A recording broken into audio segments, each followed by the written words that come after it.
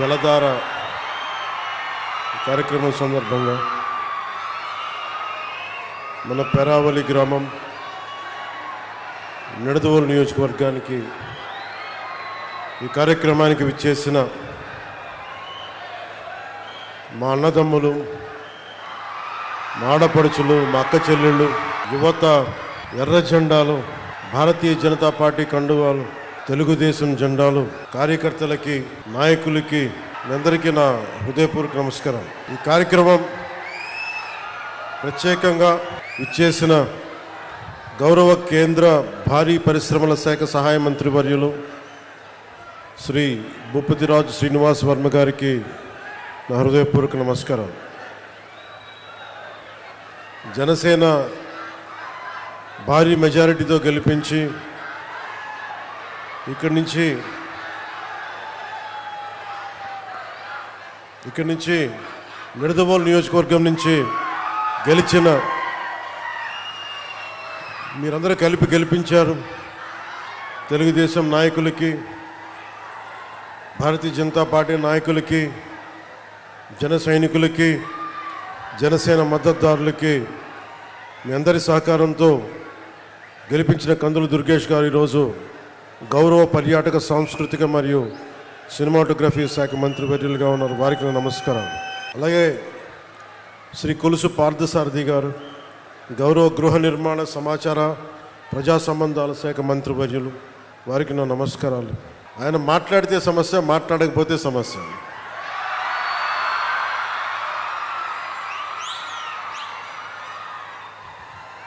ఒకసారి మాట విరిచినట్టు ఉంటుంది,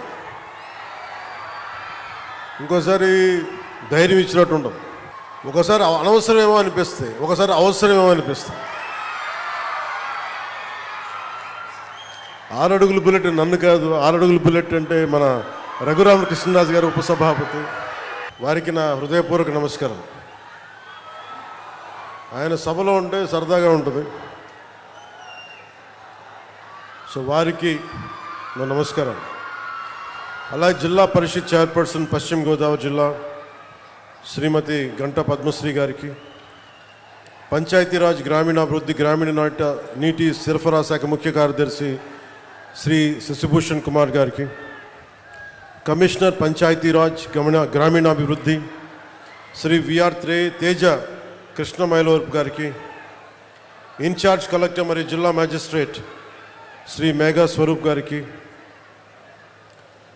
శ్రీ కలెక్టర్ మరియు జిల్లా మేజిస్ట్రేట్ పశ్చిమ గోదావరి జిల్లా శ్రీమతి నాగరాణి గారికి, కలెక్టర్ మరియు మేజిస్ట్రేట్ కాకినాడ జిల్లా శ్రీ సగిలి షణ్మోహన్ గారికి, కలెక్టర్ మరియు జిల్లా మ్యాజిస్ట్రేట్ బిఆర్ అంబేద్కర్ కోనసీమ జిల్లా మహేష్ కుమార్ గారికి, కలెక్టర్ మరియు జిల్లా మ్యాజిస్ట్రేట్ ఏలూరు జిల్లా శ్రీమతి కె వెట్రి సిల్వి గారికి నా హృదయపూర్వక నమస్కారం. వేదిక పైన ఆసీనులైన బొడ్డు వెంకటరమణ చౌదరి గారికి,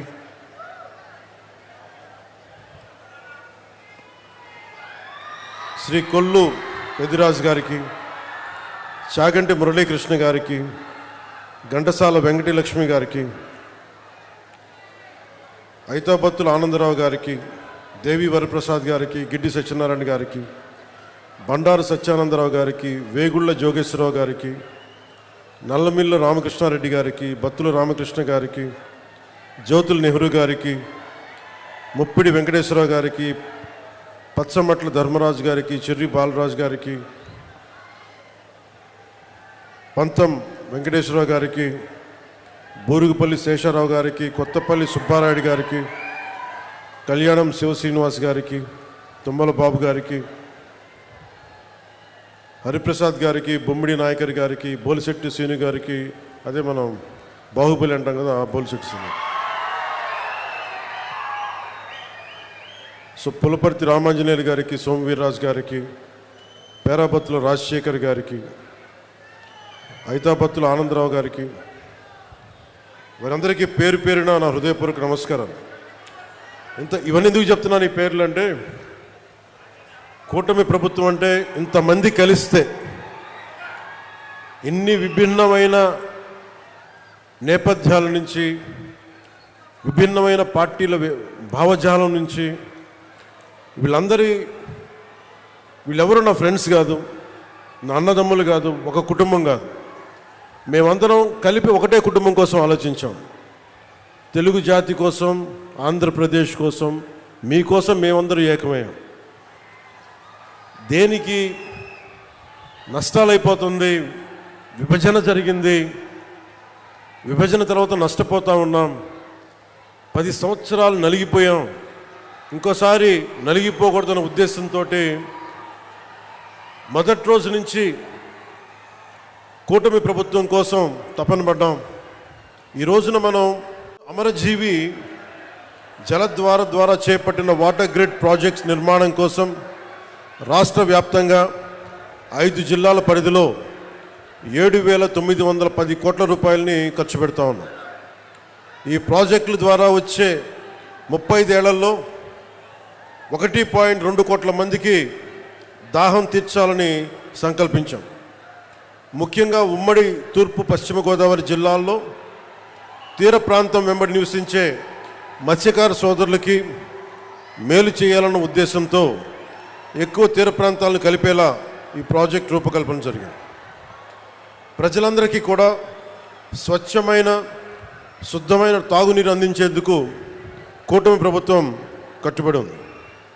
2027 నాటికి పనులు చేయాలన్న లక్ష్యంతో ముందుకెళ్తున్నాం.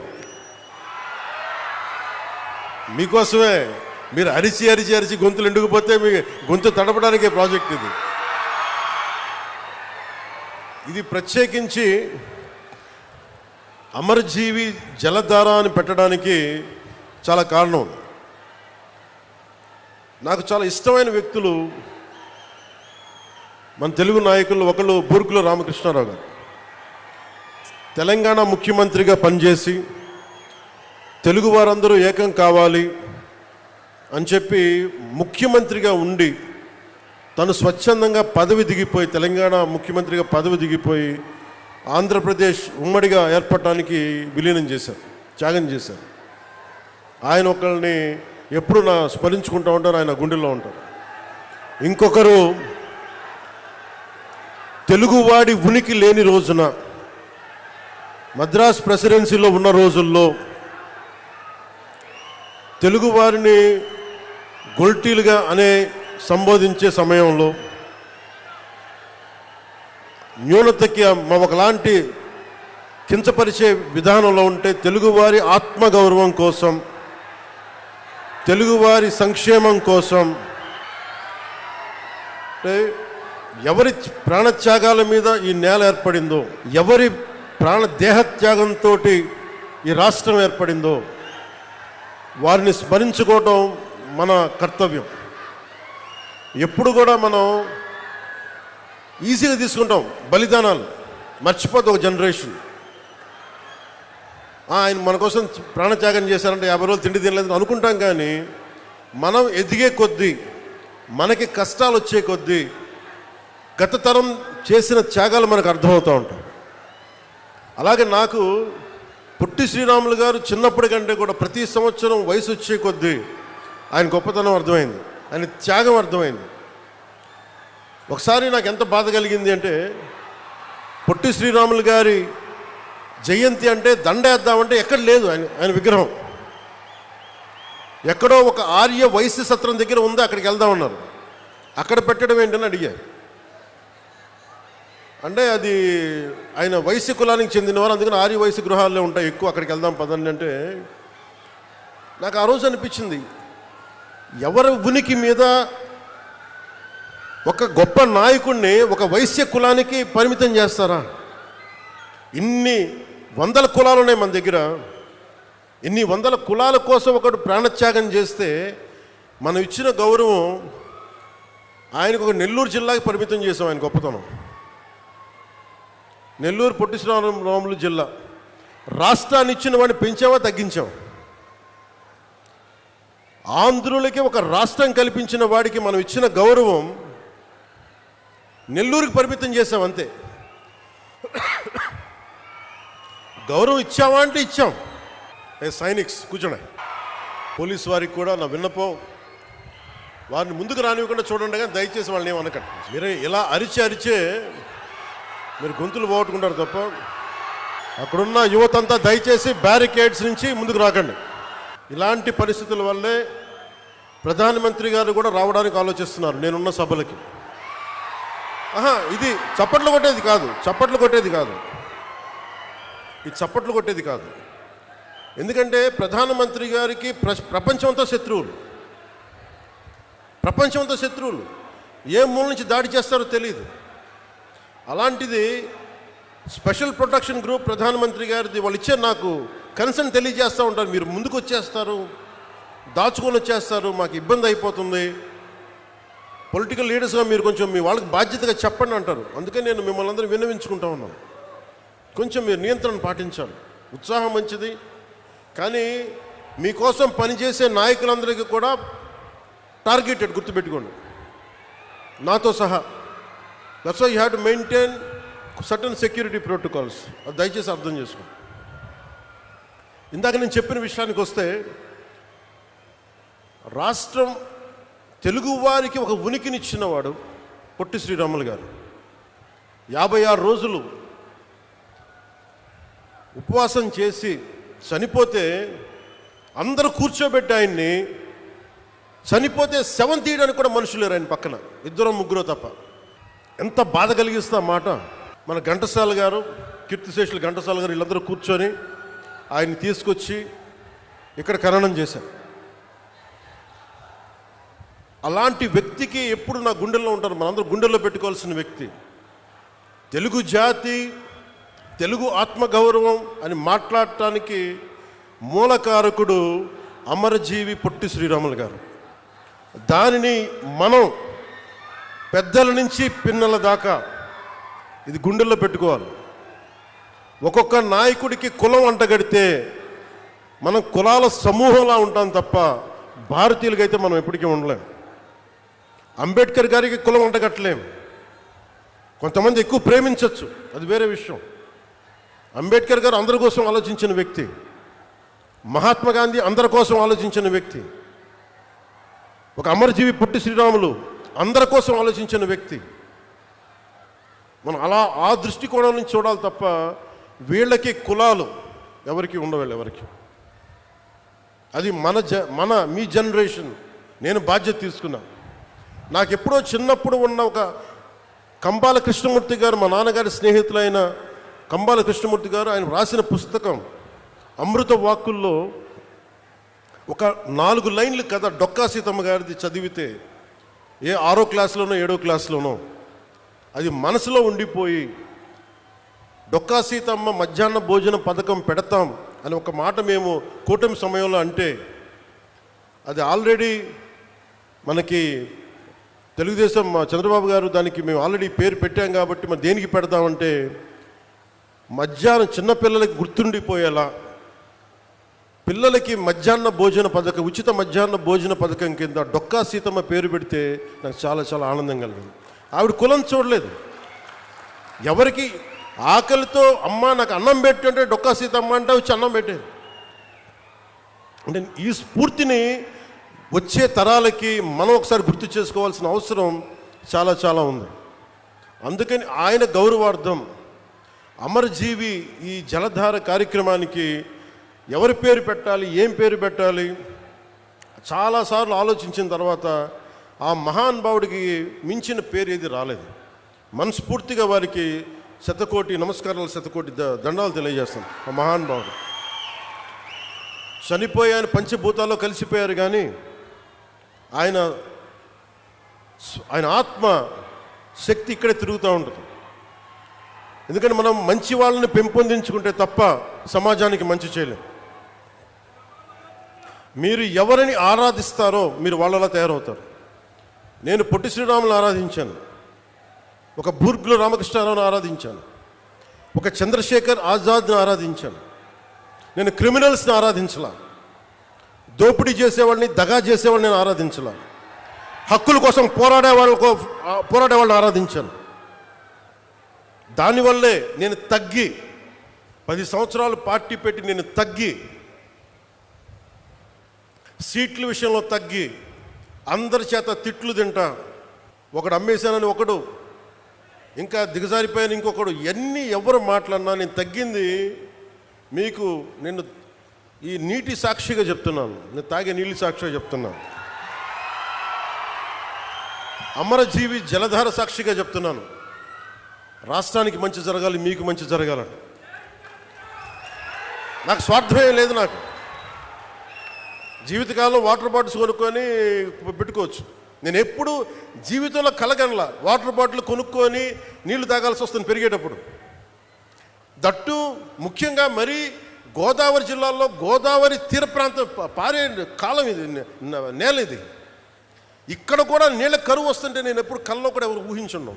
ఒకసారి మీ ఇంట్లో మీ పెద్దల్ని, మీ తాతల్ని, మీ అమ్మల్ని అడగండి, మీ నాన్నగారిని అడగండి, వాళ్ళు చెప్తారు ఎప్పుడు ఊహించున్నాం.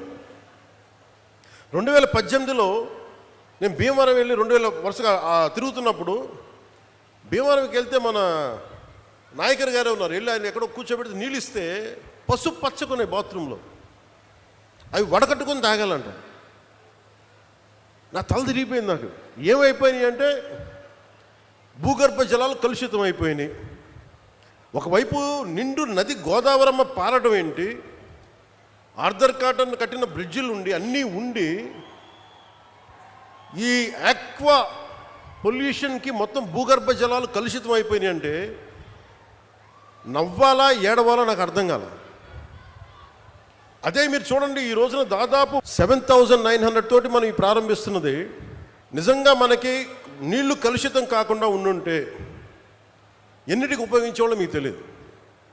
మీ పిల్లల భవిష్యత్తుకి, మీ కాలేజీలకి, మీకు ఏదైనా స్కిల్ డెవలప్మెంట్. కానీ నీళ్లు కలుషితం అయిపోయి in the name of development, in the name of commerce ఉన్న ప్రకృతి వనరులను చంపేసుకొని మనం ఈ రోజున వీటి ఖర్చు పెడుతుంటే చాలా బరువు హృదయంతో చెప్తున్నాను, చాలా బాధేస్తుంది. నా కోసం కాదు, మనందరి కోసం. బిడ్డలకి కనీసం ఈరోజు ఢిల్లీలో చూస్తే పొల్యూషన్ వచ్చేసింది. ఒకసారి ఢిల్లీ గాలి పీల్చుకుంటే 20 సిగరెట్లు తాగినంత పొల్యూషన్ మనకి గుండెల్లోకి వెళ్ళిపోద్ది, ఊపిరితిత్తుల్లోకి. నీళ్లు ఇట్లా కలుషితం అయిపోయినాయి. సో అందుకనే నేను జనసేనలో కీలకమైంది పర్యావరణాన్ని పరిరక్షించే అభివృద్ధి ప్రస్థానం ఉండాలని అందుకని ప్రతిపాదించింది నేను. ఇది మనం అర్థం చేసుకోకపోతే ఏమైపోద్దంటే పిల్లలకి మనం ఏమిస్తాం, మీరు అందరూ 1000 కోట్లు ఇవ్వండి, ఆస్తులు ఇవ్వండి, తాగడానికి స్వచ్ఛమైన నీళ్ళు ఇవ్వలేరు, తాగడానికి స్వచ్ఛమైన గాలి అయితే ఇవ్వలేరు. అందుకని ఇది మనందరి బాధ్యత ఇదంతా. సో దాన్ని ప్రధానమంత్రి గారు ఈ రోజున మనకి ఇంత 1000 కోట్లు వచ్చినాయి అంటే ముందుగా మనం కృతజ్ఞత చెప్పుకోవాల్సింది ఒకే ఒక వ్యక్తి, గౌరవ ప్రధాని శ్రీ నరేంద్ర మోదీ గారు. ఎక్కడో ఢిల్లీలో కూర్చొని ఆయన ఇక్కడ కూర్చొని మన గోదావరి జిల్లాలకు సంబంధించి, ఆంధ్రప్రదేశ్ నలుమూలల జిల్లాలకు సంబంధించి ఈ నీటి శుద్ధి చేసిన నీళ్ళు ఇవ్వాలన్న ఒక ఆలోచన ఈరోజు ఇంత బడ్జెట్ ఇచ్చింది. ఇది జేజేఎం, జల్ జీవన్ మిషన్. దీనికి ఇన్ని 1000 కోట్లు ఇచ్చారు. ఎందుకు లేట్ అయింది అని మీరు మాట్లాడితే మొన్న ఈ మధ్యన ప్రతిపక్షం లేని గత కాలపు ముఖ్యమంత్రి వారి పార్టీ వాళ్ళు మాట్లాడుతూ ఉంటారు. అంటే వాళ్ళకి ఈ సందర్భంగా ఒకటే తెలియజేయాలనుకుంటున్నా, మీరు అధికారంలో ఉన్నప్పుడు మీ బెదిరింపులకి మేము భయపడలేం. మీరు అధికారంలో ఉన్నప్పుడు మీరు చేసే దౌర్జన్యాలకి మేము భయపడలేం. అలాగే మిమ్మల్ని తగ్గించడం కూడా నాకు ఇష్టం లేదు. కానీ మీరు బాధ్యతగా మెలగకుండా ఒక్కొక్కరిని చంపేస్తాం, మళ్ళీ మేము వస్తాం అని మీరు పిఠాపురం లాంటి చోట కూడా మీరు చిన్నపిల్లల మధ్యలో కాస్ట్ ఫీలింగ్స్ పట్టుకొస్తే మిమ్మల్ని మీ అధోగతికి నేను ఏం మాట్లాడను, మీ దిగజారుడుతనానికి నేను ఏం మాట్లాడను. ప్రకృతిని ప్రేమించేవాడు, తల్లిదండ్రులను గౌరవించేవాడు చేసే పనులా ఇవి? పిల్లలకి కులాలను పట్టుకొస్తామా, ఆపాదిస్తామా? వేరే దారులు లేవా మీకు పాలిటిక్స్ గురించి మాట్లాడడానికి? సిగ్గుందా ఒక్కొక్కరికి అలా చేసేవాళ్ళకి? మాకు నోరు లేదనుకుంటున్నారా?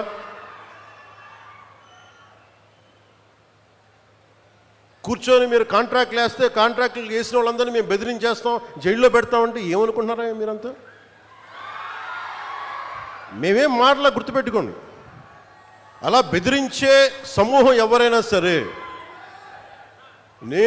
అలా బెదిరించే సమూహం ఎవరైనా సరే, మిగతా వారి గురించి నాకు తెలియదు.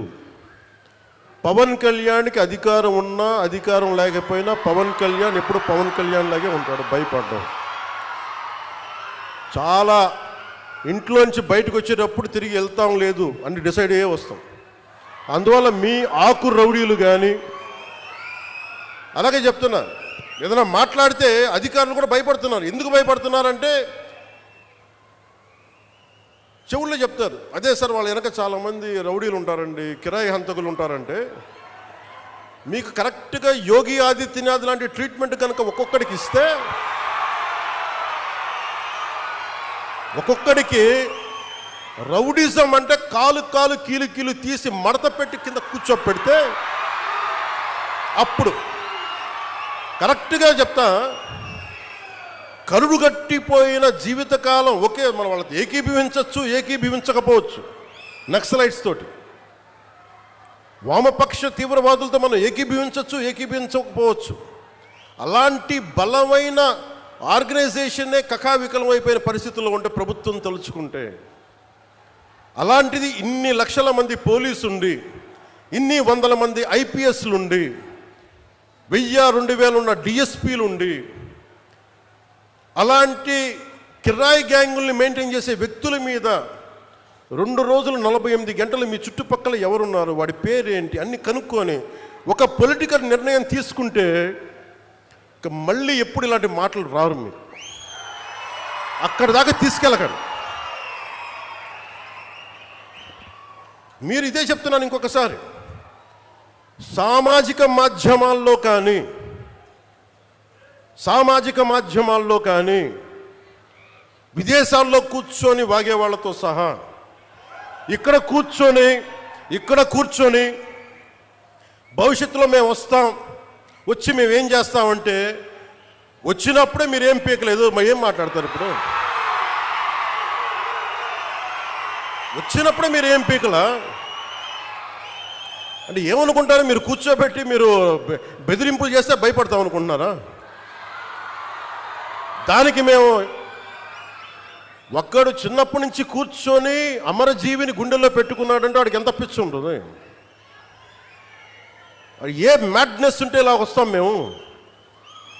ఏ అండదండ లేకుండా పార్టీ పెట్టి ఇక్కడ దాకా వచ్చామంటే ఎంత కమిట్మెంట్ ఉండాలి నీకు, సమాజం మీద, దేశం మీద, రాష్ట్రం మీద, ప్రజల మీద. పద్ధతులు మార్చుకోండి. ఒక మాట అనాలంటే అనండి, తప్పేం లేదు. డెమోక్రసీ ఇది, ప్రజాస్వామ్యం. ఖచ్చితంగా అనండి. అనటానికి కొన్ని గీతలు ఉంటాయి. గీతలను దాటి మాట్లాడితే మీ చేతికి మళ్ళీ ముద్రలు వేయడానికి ఏముండదు. అలా మాట్లాడే వాళ్ళు చెప్తున్నాను ఇప్పుడే, మీ చేతి మీద గీతలు తీసేస్తాం, అంత అరగదీస్తాం, గుర్తుపెట్టుకోండి. మేమన్నా కలెక్టర్స్ ఎస్పీల మీటింగ్ కూడా నేను ముఖ్యమంత్రి గారి సమక్షంలో తెలియజేశాను. ఈ రాష్ట్రంలో రౌడిజం, బెదిరింపులు, మన ఉత్తరాంధ్రలో కూర్చోబెట్టి కొంతమంది బెదిరించి ఒకటే చెప్పాను, రౌడిజం చేసే వాళ్ళని బెదిరించి వాళ్ళని పంపించి కదా మనం వచ్చింది. మనం అలాంటివి చేస్తే మనకి వాళ్ళకి ఏంటి తేడా? ఇది నేను చెప్పాను, నేను జనసేన మేము ప్రభుత్వంలో భాగం, అవసరమైతే చాలా ఖచ్చితంగా ప్రతి విషయాన్ని, అంశాన్ని తెలియజేస్తాం. వెరీ కన్స్ట్రక్టివ్, మేము పార్ట్ ఆఫ్ దిస్ అలయన్స్. అందుకని దీన్ని ప్రతి ఒక్కరు దృష్టిలో పెట్టుకోండి. అలాగే మీరు వైసీపీ వారికి కూడా చెప్తున్నా, నాకు మీరంటే గౌరవం. బొత్స గారు లాంటి నాయకులు ఉన్నారు, మా పార్టీలోకి సామినేని ఉదయ్ భాను గారు లాంటి నాయకులు వచ్చారు, శ్రీనివాసులు గారు లాంటి నాయకులు వచ్చారు ఒంగోలు నుంచి, బాలినేని శ్రీనివాసులు లాంటి గారు. అప్పుడు వాళ్ళు బ్యాలెన్స్డ్గా ఉన్నారు, ఇప్పుడు బ్యాలెన్స్డ్గా ఉన్నారు. కానీ మీరు కూర్చొని పాత పద్ధతిలోనే మళ్ళీ మేము ఇష్టారాజ్యానంగా చెడతామంటే నేను విసిగిపోయానబ్బా. ఒక జీవితం రోడ్డు మీద వెళ్తుంటే ఒక యాక్సిడెంట్ అయితే పోతాం, మన ముక్కు పచ్చలారని పిల్లలు చచ్చిపోయారు రోడ్డు మీద వెళ్తుంటే. ప్రాణానికి ఎక్కడ గ్యారంటీ ఉంది? అలాంటిది ఒక ఆశయం కోసం నా ప్రాణం పోతే నాకు ఓకే, కానీ పోయే ముందు చాలామంది తాట తీసేస్తానని చెప్తున్నాను, గుర్తుపెట్టుకోండి. ఒళ్ళుపై తెలియకుండా, బాధ్యత లేకుండా, అడ్డగోలుగా మేము చేసేస్తాం ఏదైనా, మొత్తం తీసి రోమం తీసి కింద కూర్చోబెడతాం, గుర్తుపెట్టుకోండి. మిమ్మల్ని మీ చేత చప్పట్లు కొట్టించుకోవడానికో అరుపులుగా నేను చెప్పట్లేదు, ఇది వేదంతో చెప్తున్నాను. ఇది వేదనతో, బాధతో. ఒక్కళ్ళు మాట్లాడలా, మనకి రాష్ట్ర విభజనప్పుడు ఒక్క ఎంపీ కూడా మాట్లాడలా. రాష్ట్ర విభజన జరిగితే మాకు వచ్చే నష్టం ఏంటి మాట్లాడలా. జరగకూడదు అని వెళ్ళారు, కానీ ఒక్కడెళ్ళి కూర్చొని ఎంపీల్లో మాకు ఈ నష్టం వస్తుంది మాట్లాడడానికి భయం, కొడతారో లేదు వ్యాపారాలు పోతాయేమోనని. అంత దరిద్రపు గొట్టు బతుకులు ఎందుకు మనకి? ధైర్యం లేని సమాజం ఎందుకు? ధైర్యం లేని నాయకులు ఎందుకు? సిగ్గుండాలి కదా మనకి. అరే ఒకడు కూర్చోబెట్టి 56 రోజులు మొత్తం కడుపు కాలి ఏడుస్తాం. అతనికి కడుపు మంటకి భరించలేక బంకబట్టి గుడ్డ కట్టుకొని బట్ట కట్టుకొని కానీ కడుపు నిండా పెట్టుకొని ఏడిస్తే అతని ప్రాణత్యాగం మీద కదా వచ్చింది. అలాంటి రాష్ట్రానికి అన్యాయం జరుగుతుంది, ఒక్కడు మాట్లాడేంటి? నాయకులు చేసిన తప్పులకి ప్రజలను ఎలా శిక్షిస్తారు? ఆ కోపం ఎవరికి ఉండద్దా? మనలో మనం కొట్టేసుకుందామా కులాల కింద? అమరజీవి జలధార వస్తే ఒక కులానికి వస్తాయా నీళ్లు? ఈ వేదిక పైన అంతా ఒక కులమా? పనిచేసే వాళ్ళంతా ఒక కులమా? ఏం మాట్లాడతారు ఒక్కొక్కళ్ళు? కులాల సమూహంతో కూర్చోబెట్టి కొట్టుకుంటాం, కానీ సమిష్టిగా ఇది ఆంధ్రప్రదేశ్, ఇది భారతం, ఇది భారతదేశం అని లేదే ఎవరికి. నాయకులు కూడా కావాలని అదే కోరుకుంటా ఉన్నా. నేను ట్రాన్స్పరెంట్గా పట్టుకొచ్చాను. 10,000 మందికి ఏకదాటినిచ్చానంటే నా కులపోళ్ళని ఇచ్చానా? నేను ముక్కుముఖం తెలియదు నాకు ఒక్కొక్కళ్ళది. నేను ఒకటే చెప్పాను, వెరీ స్ట్రిక్ట్ పాలసీ. నేను 20 మందిని ట్రాన్స్ఫర్ చేయగలను నా పరిధిలో. Very clear cut instruction. ఒక లంచం ఉండకూడదు. వారికి ఇప్పించాం 10,000 మందికి, ఒక 10,000 మంది పైచులకు పైగా అట్ వన్ గో. ఇంతకుముందు అదే దానికి రేట్ కార్డు ఉండేది గత ప్రభుత్వంలో. ఈ కార్డు ఇవ్వాలంటే 30,000, దానికి 5,000, 15,000, పారం 60,000, దానికి ఒక 60 కోట్లు 70 కోట్ల ఆదాయం మళ్ళీ దానికి. అవన్నీ తీసేసాను కదా. ఈరోజు రోడ్లు ఎందుకు వేస్తున్నారు? నువ్వు లంచాలు తీసుకొని అధికారుల దగ్గర రోడ్లు ఏమంటే వాళ్ళు ఎందుకు వేస్తారు? అందుకు ఫస్ట్ లంచం అనేది తీసి పక్కన పెట్టాం. మీరు జీతాలు తీసుకున్నారు, మీకు ఏదైనా కష్టం వస్తే నిలబడతాం, మీరు ప్రజల కోసం పనిచేయండి. ఈరోజు ఎందుకు 27 లోపల అవ్వాలి అధికారులకు చాలా స్పష్టంగా ఆదేశిస్తున్నాం. మేము మీకోసం కట్టుబడి ఇది 2 సంవత్సరాలు నీటి ప్రాజెక్ట్ పూర్తి అవ్వాలంటే పూర్తి అయ్యే తీరాలి.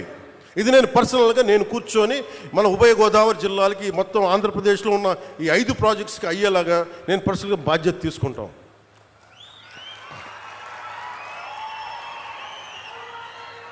మీరు ఊహించుకోండి, నా స్వార్థం వదులుకోకపోతే, నన్ను నేను తగ్గించుకోకపోతే 3,500 కోట్ల రూపాయలతో పల్లి పండుగ 1.0 చేసేవాళ్ళమా? తద్వారా 4,007 కిలోమీటర్ల సిసి రోడ్లు వేయగలిగే వాళ్ళమా?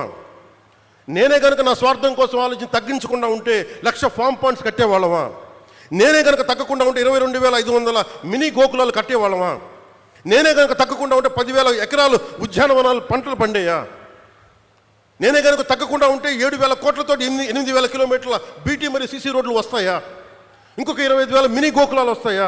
1,00,000 ఎకరాలు ఉద్యానవన పంటలు వస్తాయా? 1,500 అభివృద్ధి పనులు మొదలుపెట్టా విజయవంతంగా ఇది కూడా పూర్తి చేస్తామంటే నేను తగ్గి రాష్ట్రాన్ని పెంచాను, మీకు అందరినీ పెంచుతున్నాను.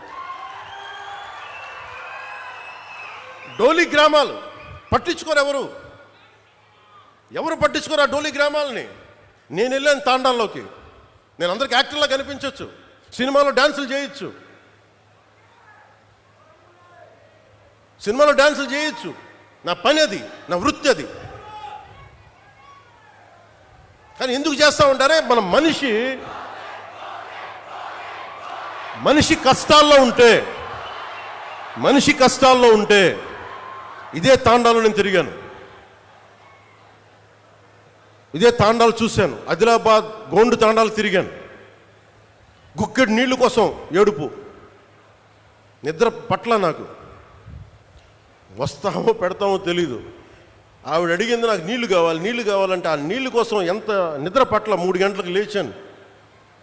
పక్కనేమో మినరల్ వాటర్ బాటిల్ ఉంది. అప్పుడు ఇప్పుడు టీఆర్ఎస్లో ఉన్న శ్రవణ్ ఉన్నాడు. శ్రవణ్ లేపాను. భయపడ్డాడు శ్రవణ్, ఎవరు వచ్చి ఏమైనా జరిగిందా గొడవ అని. ఏం లేదు, నాకు నిద్ర పట్టాడు శ్రవణ్, నేను చేద్దాం వీళ్ళకి. అప్పటికప్పుడు కూర్చోబెట్టి మళ్ళీ తాండాలకి వెళ్ళి వాళ్ళకి ఒక బోరింగ్ వేయించి వాళ్ళకి. ఇది ఎందుకు చెప్తున్నా అంటే మన స్థాయిలో మనం ఎంత చేయగలం అంతే చేద్దాం. ఆ రోజున ఒక చిన్నపాటి కుగ్రామానికి నా సొంత నిధులతో కొంతమంది స్నేహితుల సహకారంతో ఒక బోర్ వేస్తే నీళ్లు తేగలిగాం. ఈ రోజున అదే మదనపడి ఈ రోజున అమరజీవి జలధార ఒక దాదాపు 1 కోటి మందికి పైగా దాహం తీర్చుంది. ఇంటెన్సిటీ ఒకటే, థాట్ ఒకటే, ఇంటెంట్ ఒకటే. ఆ రోజు ఒక చిన్న గ్రామానికి చేసాం, ఈ రోజు కొన్ని ప్రాంతాలకు చేస్తున్నాం. సో దీన్ని బట్టి మీరు అర్థం చేసుకోండి, మనసు మారలేదు ఎప్పుడు. అలాగే ఈ తీసుకున్న కాంట్రాక్టర్స్ ఎవరో కూడా నాకు తెలియదు, వారికి కూడా నా విన్నపం సభాముఖంగా. ప్రధానమంత్రి గారు, జలశక్తి మినిస్టర్ ఆర్ఆర్ పాటిల్ గారి ద్వారా వారు కొన్ని విషయాలు తెలియజేశారు. మీ దృష్టి కూడా తీసుకురావాలి. గతంలో ఏం చేశారు వీళ్ళంటే, జల్ జీవన్ మిషన్ డబ్బులో ఎంత డబ్బు ఉండిందంటే, జల్ జీవన్ మిషన్లో హర్ ఘర్ జల్, ప్రతి ఇంటికి రక్షిత మంచినీరు. రక్షిత మంచినీరు ఇవ్వాలంటే ఏం చేయాలి? వీళ్ళు ఏం చేస్తారు? మేము అన్నిటికీ 24 లక్షలు ట్యాప్లు ఇచ్చారు. ఎలా ఇచ్చారు? ప్లాస్టిక్ పైపులు ట్యాప్లు కొని వేస్తారు. నీళ్ళు ఇవ్వలేదు వాళ్ళకి. నీళ్ళు ఎక్కడి నుంచి పట్టుకొస్తారు? లేవు. అసలు ఎక్కడ కూడా మేము ఇన్ని వేల కోట్లు ఇస్తామంటే, కేంద్ర ప్రభుత్వం చాలా గొప్పగా ఉంటాయి వాళ్ళ ఆలోచనలు. వాళ్ళు ఏం చెప్పారంటే, ఎక్కడైతే రక్షిత మంచి రిజర్వాయర్ వాటర్ ఉందో దాని నుంచి మీరు లైన్లు తీసుకొని మీరు వీటికి డబ్బులు వీటికి మీరు ఇంటింటికి ఇవ్వండి. కనీసం ఇంటికి 55 లీటర్ల నీళ్ళు ఇవ్వండి, తాగునీరు. ఇది వాళ్ళ ప్రోగ్రాం. కానీ వాళ్ళు ఏం చేశారంటే, కొన్ని గ్రామాల్లో కొన్ని చోట్ల పైపులే కదా మేము ఇంటికి ఇంత ఇచ్చేసామని చెప్పి పైపులు ఇచ్చేశారు, నీళ్లు కనెక్షన్ లేవు, అర్రాకొరగా వదిలేశారు. దాదాపు ఎంత శాతం దుర్వినియోగం అయిపోయిందని మీకు చెప్పలేండి, కడుపు మండిపోతుంది. ఇవన్నీ చూసి ప్రధానమంత్రి గారి దగ్గర నుంచి ఏమొచ్చిందంటే, జలశక్తి మినిస్టర్ నుంచి, మేము ఎందుకు కంటిన్యూ చేయాలి ఇది? మేము ప్రజల కోసం మేము డబ్బు ఇస్తుంటే ఇలాగ అడ్డగోలుగా మీరు నిర్లక్ష్యంగా చేస్తే మేము ఎందుకు ఇవ్వాలి డబ్బులు? వాళ్ళని కన్విన్స్ చేయడానికి పట్టింది. ఇందాక శ్రీనివాస్ వర్మ గారు చెప్తున్నారు, తపన పడుతున్నారంటే, మీరు డబ్బులు ఇస్తే మళ్ళీ మీరేం చేస్తారో, తినేస్తారేమో. వాళ్ళని కన్విన్స్ చేయడానికి నేను చెయ్యని ప్రయత్నం లేదు. గౌరవ ముఖ్యమంత్రి చంద్రబాబు గారు కానీ చేసిన తర్వాత, అడవి తల్లి బాట తర్వాత, లేదు వీళ్ళు జెన్యూన్గానే చేస్తారు, ఎంత నేను పర్సనల్గా తెలిసినప్పటికీ మీ పెర్ఫార్మెన్స్ ఎలా ఉంటుందో అని నమ్మిన తర్వాత ఈ రోజున ఇన్ని వేల కోట్లు వస్తున్నాయంటే దానికి మీరు నమ్మి గెలిపించారు, మేము నమ్మి మీకోసం పనిచేస్తాం. అదే ఈరోజు కదిలించింది. 1005 కోట్లతోటి 625 గిరిజన గ్రామాలకి 1069 కిలోమీటర్ల శ్రీకారం చుట్టాం. ఇవన్నీ చెప్పిన తర్వాత ఎవరి డ్యూ రికగ్నిషన్ వాళ్ళకి ఇచ్చాం.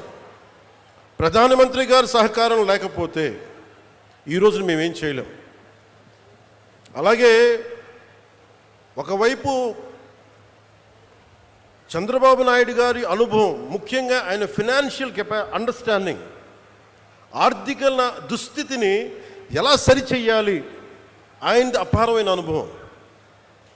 ఆ అపారమైన అనుభవం వల్లే ఉన్న తక్కువ వనరుల్ని ఎంత ఇంపాక్ట్ఫుల్గా, ఎంత ఎఫెక్టివ్గా వాడాలి అనేది వారి అనుభవం చాలా చాలా చాలా పనిచేస్తుంది. నేను ఏ ఆశయం కోసమైతే 3 పార్టీలు కలవాలనుకున్నానో దానికి ఈరోజు మన ప్రాజెక్టే నిదర్శనం. ఈరోజు ఈ అమరజీవి జలధార దానికి అదే నిదర్శనం. ఈరోజు మనం ఎక్కడ చూపించలా, మనం ఎక్కడా కూడా నిలబడ్డాం, మనం ఎక్కడ కూర్చోబెట్టి కాంప్లసెంట్ యాటిట్యూడ్గా ఎక్కడ చూపించలేదు, మనం ఎక్కడ భయపడం. అలాగే కాంట్రాక్టర్స్ కూడా చెప్తా ఉన్నాను, అధికార యంత్రాంగానికి కూడా మీ సమక్షంలో సూచిస్తున్నాను, రోడ్లు వేసేటప్పుడు కానీ నాణ్యత లోపించిన, అలాగే రేపొద్దున జేజేఎం వర్క్స్లో అమరజీవి జలధార చేసేటప్పుడు నాణ్యత లోపించిన, దీని మీద చాలా స్ట్రిక్ట్ అండ్ స్ట్రింజెంట్ పనిష్మెంట్ ఉంటుంది. ఎంత పెద్ద మనసుతోటి అడగకుండా, నాకు ఎవరో కూడా కాంట్రాక్టర్స్ తెలియదు, నాకు వాట్ ఎవర్ ద ప్రాసెస్ మీరు చేసుకున్న సంబంధం లేదు, కానీ నాకు మటుకు క్వాలిటీ పైప్ లేయింగ్ కావాలి, క్వాలిటీ రోడ్లు కావాలి. ఇది చాలా క్లియర్ కట్ ఇన్స్ట్రక్షన్స్ ఇస్తున్నాను పంచాయతీరాజ్ శాఖ ఉన్నతాధికారులందరికీ. ఎక్కడ కూడా మేము కల్పించుకోం. ప్రజలు ఏదైనా రోడ్లు బాగలేదని మీ దృష్టికి పట్టుకొస్తే పైపులు కానీ దయచేసి దాన్ని కరెక్ట్ చేయండి. అలాగే ఈ రోడ్లు వేసే పరిస్థితుల్లో మీరు 27కి మనం ఇవన్నీ చేస్తూ ఉన్నాం, గోల్ కోసం చేస్తున్నాం. దీంట్లో మీరు కొంత సహకారం ఇవ్వాలి. ఎందుకంటే ఈ పైపులు చాలా గ్రామాల నుంచి రావాలి కాబట్టి కొంత అసౌకర్యం ఉంటుంది. దానికి కూడా నేను అధికారులు మీకు తక్కువ అసౌకర్యం కలిగేలాగే పనులు చేయమంటాను వెంటనే. అందుకని మీరు మీ చిన్నపాటి రోడ్లు ఏదైనా ఇబ్బంది ఉంటే ఈ ఎక్స్కవేషన్ వల్ల, ఈ పైపుల కోసం భూమి తవ్వకాల వల్ల కొంచెం ఇబ్బంది ఉంటే మనస్ఫూర్తిగా, ఇది మన భవిష్యత్తు కోసం చేస్తున్న కార్యక్రమం కాబట్టి మీ అందరూ మనస్ఫూర్తిగా మమ్మల్ని సహకరించామని మనస్ఫూర్తిగా కోరుకుంటున్నాను. అలాగే మన రాజోలు వెళ్తే శివాలయానికి ఎదురు నేను చేయమన్నారు. సో మన కోనసీమ కాబట్టి చెప్తే, మన పక్కనున్న కోనసీమకి చెప్తామని మళ్ళీ ఇదే సమక్షంలో ఖచ్చితంగా వారికి, కోనసీమ రైతాంగానికి కూడా మేము అండగా నిన్న మీటింగ్లో పెట్టాం. అలాగే మీకు సంబంధించి ఆ శివాలయానికి కూడా నిధులు ఏర్పాటు చేస్తున్నాం. అంటే మన మనసు ఎంత మంచిది అంటే, తెలుగు వాళ్ళ ఐక్యత, తెలుగు వాళ్ళ మనసు. నేను మొన్న కొండగట్టు ఆంజనేయ స్వామి నాకు అపారమైన నమ్మకం. తెలంగాణలో ఉన్న కరీంనగర్ కొండగట్టు ఆంజనేయ స్వామి మీద ఆయన పునర్జన్మనిచ్చిన వ్యక్తి. ఆయనకి అక్కడ దర్శనానికి వెళ్తే వారు అడిగింది, నాకు అక్కడ ఉన్న భక్తులు కానీ ఆలయ నిర్వాహకులు అందరూ అడిగింది, ఆంజనేయ స్వామి ఆలయంలో భక్తుల సౌకర్యార్థం 2000 మందికి సరిపడా దీక్ష విరమణ మండపం కావాలి. అక్కడ దీక్ష విరమించి వాళ్ళు టీటీడీకి వెళ్తారు, తిరుపతి దర్శనానికి వెళ్తారు, మీరు కొంత సహకారం ఇవ్వండి అంటే చాలా వెంటనే తీసుకున్నాను. దానికి వచ్చిన తర్వాత, దాన్ని పర్స్యూ చేసిన తర్వాత, ఈ రోజున గత 2 రోజుల క్రితం 96 గదుల సత్రం నిర్మాణానికి 35 కోట్ల 19 లక్షల వ్యయంతో టీటీడీ బోర్డు ఆమోదం తెలిపింది. దీనికి గౌరవ ముఖ్యమంత్రి శ్రీ నారా చంద్రబాబు నాయుడు గారికి, TTD chairman Shri BR Naidu గారికి, పాలక మండలి సభ్యులకి, అధికారులకి, అలాగే TTD executive officer Shri Anil Kumar Singhal గారికి, అడిషనల్ ఈవో శ్రీ వెంకయ్య చౌదరి గారికి, joint executive officer Shri Veerabrahmam గారికి, అలాగే ప్రతి ఈ ప్రాసెస్లో ఉన్న నిలబడిన టీటీడీ బోర్డు సభ్యులందరికీ, ప్రతి ఒక్కరికి, పాలనా మండలందరికీ పేరు పేరున నా మనస్ఫూర్తిగా నా హృదయపూర్వక ధన్యవాదాలు తెలియజేసుకున్నాను. అలాగే తెలంగాణలో ఉన్న భక్తులందరికీ కూడా మీరు దీక్ష విరమణ చేసిన తర్వాత తిరుమలకు వెళ్ళి వెంకటేశ్వర ఆలయం మీ దర్శనం మరింత సౌకర్యార్థంగా ఉండాలి మనస్ఫూర్తిగా కోరుకుంటూ. ఎందుకు అంటే ఇంకొకటి, కొంతమంది సామాజిక మాధ్యమాల్లో ఆంధ్ర డబ్బు మీకెందుకురా అని చెప్పి మాట్లాడుతూ ఉన్నారు. అది చాలా తప్పు. అది హైందవ ధర్మం ఎక్కడున్నా, భారతదేశం ఎక్కడున్నా, అది ఆంధ్ర ఇలా ప్రాంతీయతలు పట్టుకురాకండి. హైందవ ధర్మం ఎక్కడున్నా హైందవ ధర్మాన్ని కాపాడుకుంటుంది. అందుకని దయచేసి ఈ సూడో సెక్యులరిస్ట్ యాటిట్యూడ్ తోటో, ఇలాంటి వితండవాదాలతోటి మీరు ఇంకా చెడగొట్టకండి.